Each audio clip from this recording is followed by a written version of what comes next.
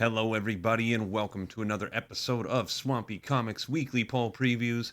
We're just going to be taking a little look at the comics I plan to pick up this week of October 1st, 2025.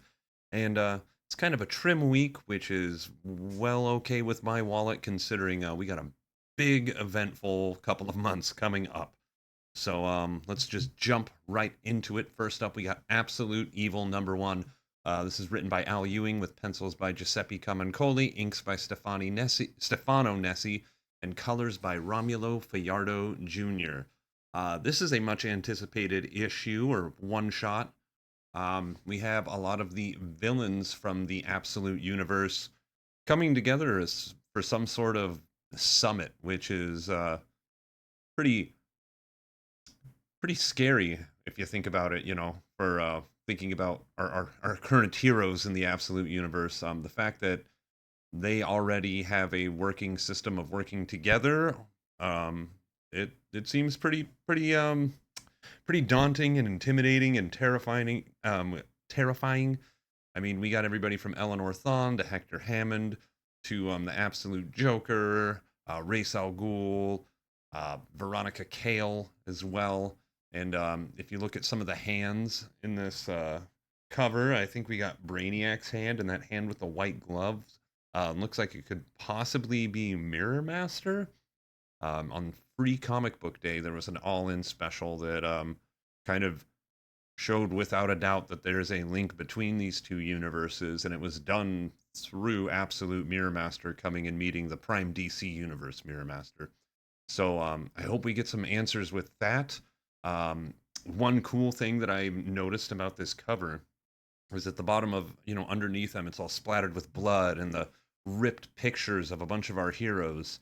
And their hands are free from blood, but they have darkness all over them. And I wonder if anybody else has noticed that. I just noticed that today when I was saving the pictures. So, yeah, they got their hands covered in darkness.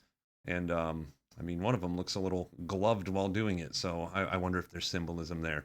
Anyway, I'm super hyped for Absolute Evil #1. It's going to open up so many more doors and answer a lot of questions. Hopefully, this is going to be great.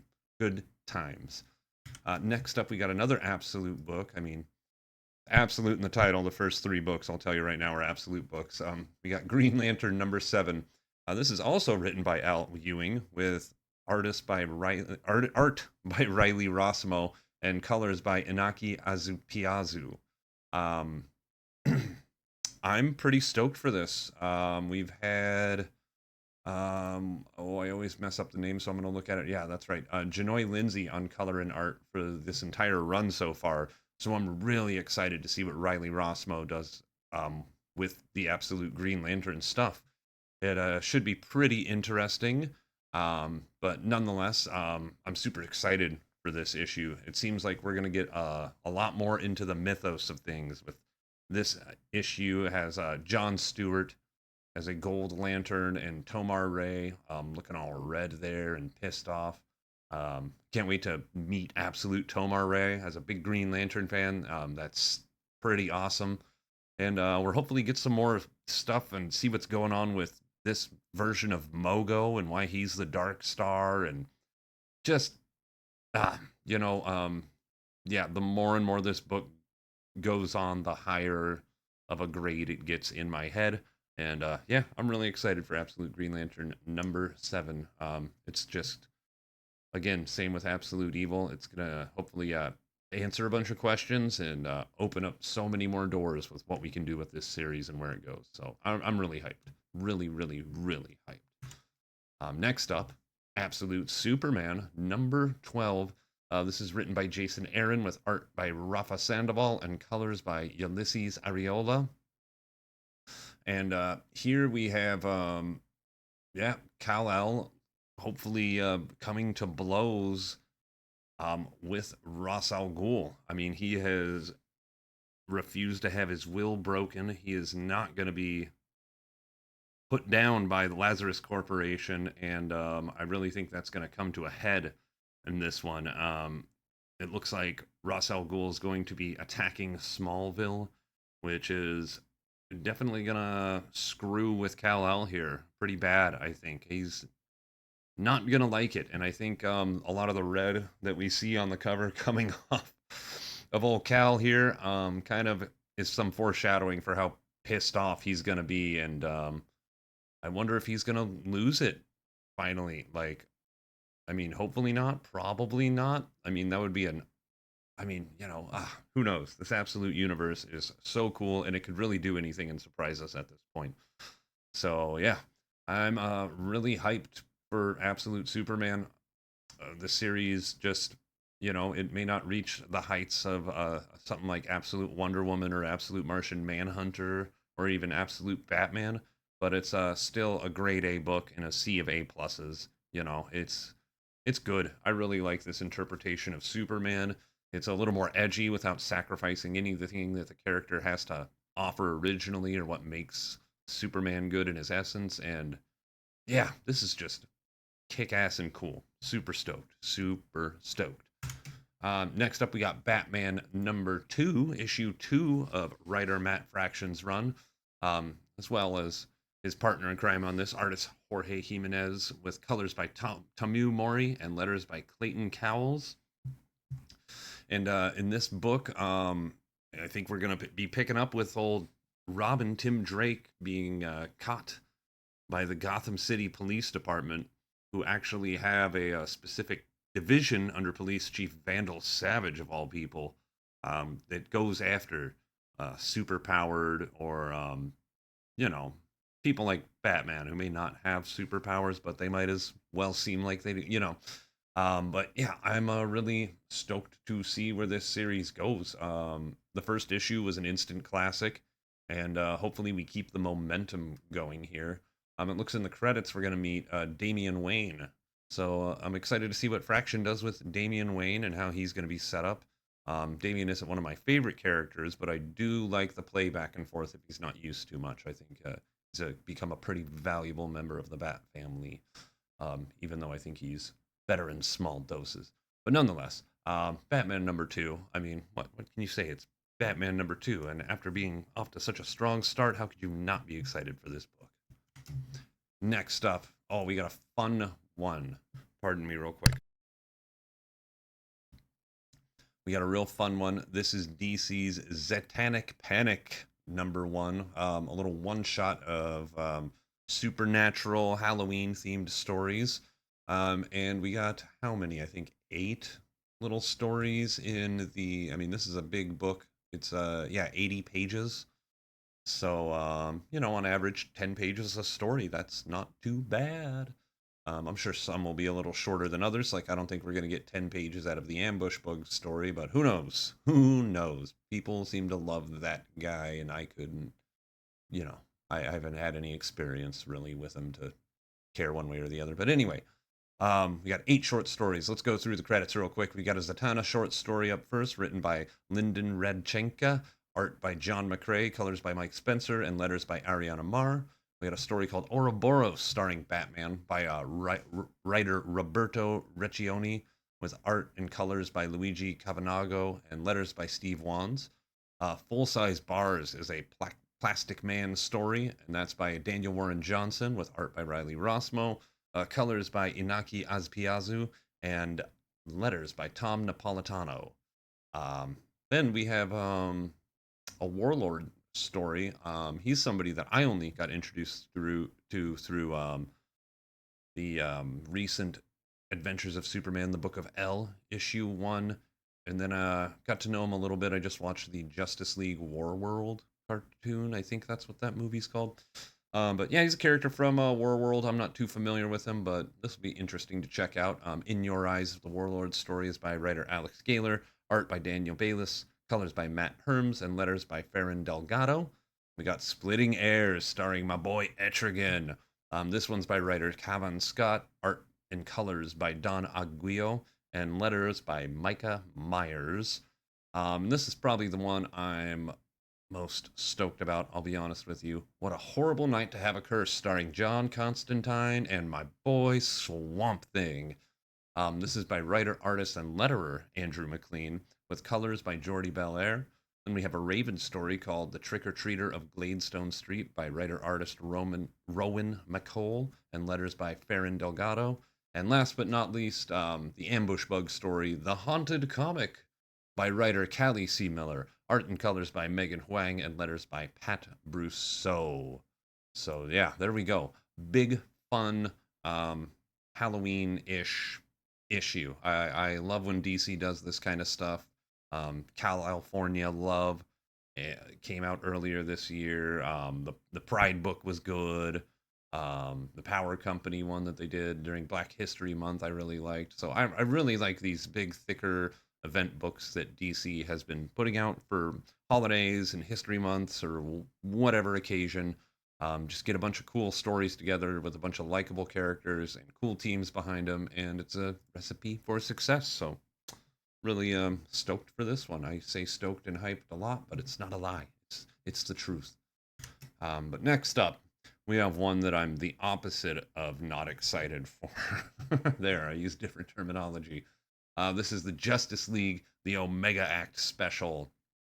And this is, with Justice League Unlimited number 11 last week. This is the officially the second entry in the DCKO story. And this is by writer Joshua Williamson with art by Sean Tormey. I think that's how we pronounce that. Cian. I'm going to hope so. And then art and colors by Yasmin Putri with letters by Dave Sharp. We're rolling into KO. Superman and Booster Gold are back from the Absolute Universe's awful future after being punched back through to a different reality by our boy Superboy Prime after he did the old double cross on the Legion of Darkseid and saved Soups and Booster. And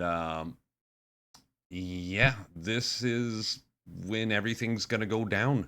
The next issue in the storyline is DCKO number 1, so I think this is going to be the final setup for why we're going to be doing what we're doing, and I can't wait to see with what crazy ideas Williamson and Snyder have come up with.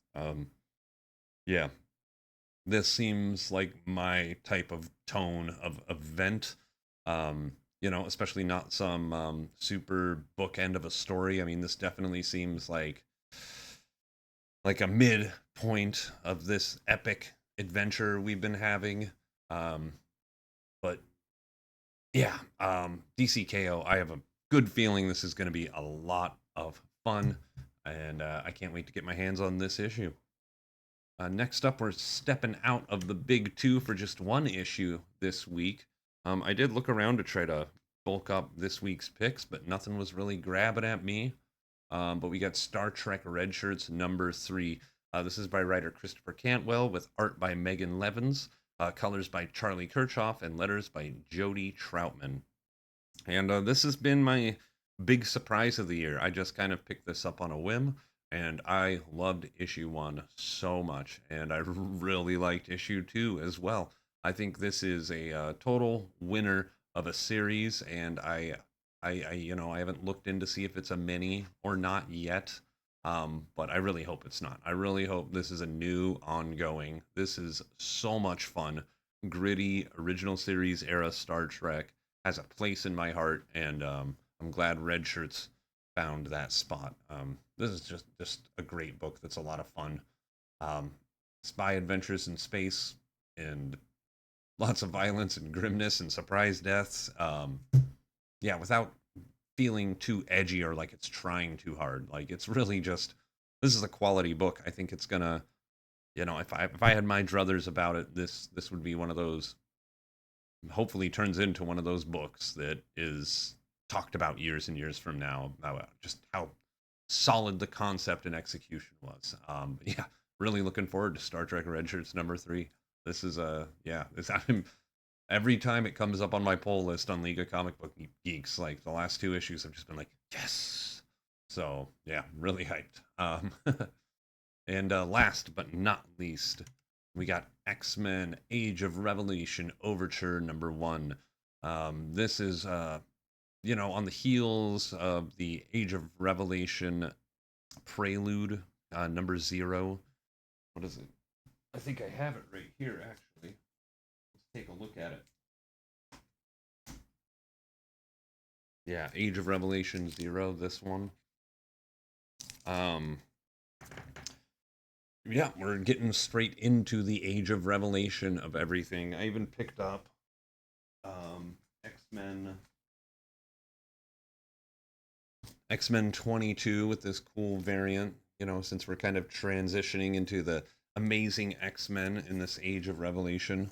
Um, but yeah, I am excited for this, but this is the first Marvel event I'm going all in on, and this is really going to be a decider on, how much more I get into Marvel after this. We'll see how this shapes up. So this could either end up with me having a lot more Marvel picks from week to week, or it could end up with me kind of keeping things the same and just dipping my toes with the stuff I already know I kind of like.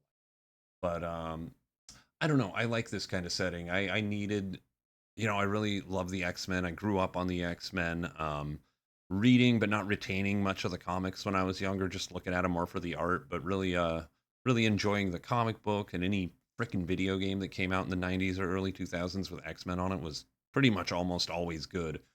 So I mean, they're just tried and true, cool superhero team, and it's gonna be nice to get in on kind of a clean slate level. I mean, there's a lot of people I don't know that I'm going to meet through this book that I see in the credits that I'm just like, yeah, I don't know much about Zorn or Doug Ramsey or Glob Herman, or even Psylocke. I mean, I remember her from back in the day, but pardon me for being a young boy, I wasn't exactly paying attention to story when Psylocke was on the page. But I'm better at that now. So yeah, I mean, this is probably going to be pretty cool. I hope it maintains quality throughout the titles I'll be picking up for this event. So yeah, I really liked what I read in X-Men 22 and Age of Revelation 0. So yeah, I mean, we're off to the races with hopefully a really cool post-apocalyptic telling of X-Men stuff without, like, I don't know the Age of Apocalypse back and forth. So I hope that doesn't hinder me with a lot of insider information that I might need to receive the full impact of this book. But anyway, we'll find out. We'll find out, won't we? But those are my picks for this week. Thanks for watching. Give a like and a subscribe if you could, and leave a comment. I'd always love to hear from people about what you're excited for, what you're not excited for, or any questions about stuff I like that I can point you in the right direction for. I'm down to do that. But yeah, that's about it.